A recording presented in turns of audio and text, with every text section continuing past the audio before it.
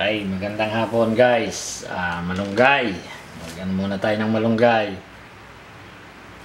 Ano guys, trivia lang ha. Para sa kaunting kaalaman lang. Kaunting kaalaman lang guys tungkol sa malunggay. Tip ko sa inyo. Alam nyo bang ang malunggay ay mabisang pampalakas ng katawan?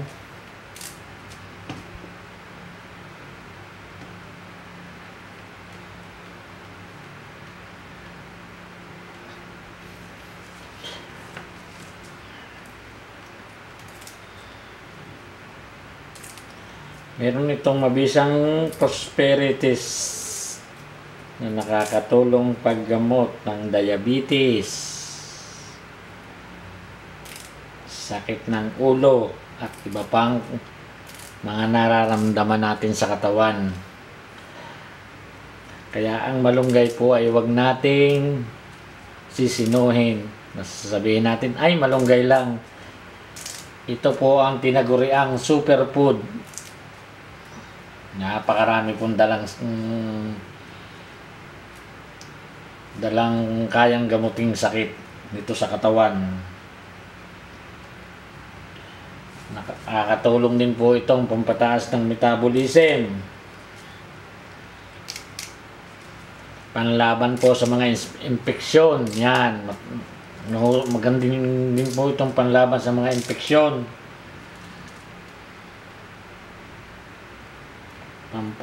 pampalinaw ng mata para hindi po kasi lumabo yung mga mata natin. Nakakatulong din po yan.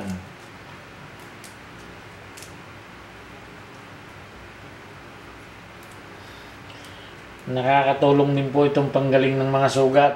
Kiskisin lang po natin. Ating kaya pong i-blender o dok-dokin lang natin. Ilagay natin sa sugat. Okay din po siya.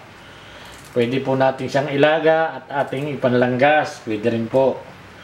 Hindi po ako doktor para magsabi ng ganito. Pero sa akin pong mga na ay mga na-experience ko din po talaga na nakakatulong po din ito sa mga sugat.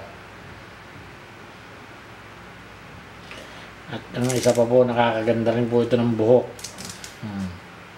Habang kumakain tayo ng malunggay, yan po ay napakabuti sa katawan. Hindi ko po sinasabi dahil hindi ko lang po kaya sinasabi ako'y laging mahilig sa malunggay. Kaya po lagi ako nagugulay ng malunggay at alam ko pong ito ay mas malaking tulong sa katulad may mga diabetes, may mga cancer, pampakapal po kasi ito ng mga bituka ng tao. Nakakatulong po ito sa sakit sa balat. Sa lahat ng klase ng sakit, ito po ang tinataguriang superfood. Kahit i-search po nyo sa Google o sa YouTube man, ang malunggay po ang isa sa superfood na sinasabi. Kaya sana po nakatulong sa inyo ang aking trivia. Yan po ang aking mga kaalaman tungkol sa malunggay. Kaya pinipilit ko po laging kumain ng malunggay, magluto ng malunggay. Kahit sama ko po ito sa sardinas, so anumang lutuin, tinolang manok, yan. Pwede rin po siya kahit sa mga bulanglang na gulay. Mas mahalaga po lagi ang kalusugan sa katawan, exercise, at siyempre lagi po tayong maglalaga ng malunggay.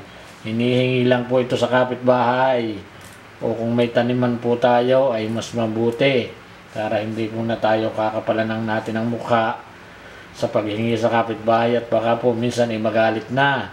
Pero ito po ay hindi sadya ay pinagdadamot ng mga kapitbahay at ito naman po ay sagana lang na makikita sa mga bakuran ng may bakuran. Basta hihingi lang po tayo. Yun lang po. At marami pong salamat sa pakikinig ng aking konting trivia sa inyo. Sana po makatulong. Pakishare po ng video at nang makatulong po tayo sa iba. Huwag po nating minusin ang kakayahan ng malunggay at sobra pong dami ng benepisyo ng malunggay. Yan din po ang inano sa akin ng doktor ko nung ako'y nagpagamot sa spinal. Mabisa daw pong itong ng buto para ma-develop yung ating buto katulad po ng opera ko sa spinal. Kaya pinipilit ko po laging maggulay ng malunggay at magano ko ng malunggay. Biniblender ko pa nga po ito. Nasamo ko sa juice.